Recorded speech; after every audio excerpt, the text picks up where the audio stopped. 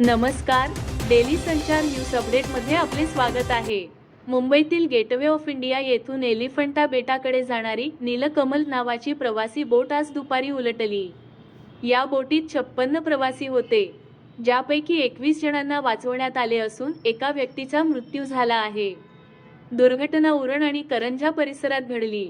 नौदल, तटरक्षक दल, JNPT, yellow gate police station आणि स्थानिक मच्छीमारांच्या मदतीने बचावकार्य सुरू आहे.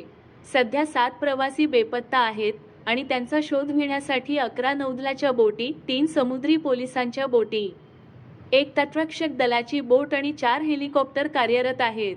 मुख्यमंत्री देवेंद्र फडणवीस यांनी विधानसभेत या घटनेची माहिती दिली असून बचावकार्य सुरू असल्याचे सांगितले आहे. एलिफंटा बेट हे मुंबईजवळील एक प्रसिद्ध पर्यटन स्थळ आहे आणि गेटवे ऑफ इंडिया येथून नियमितपणे बोटींची सेवा उपलब्ध आहे. या मार्गावर अशा प्रकारची दुर्घटना घडल्याने प्रवाशांमध्ये भीतीचे वातावरण निर्माण झाले आहे.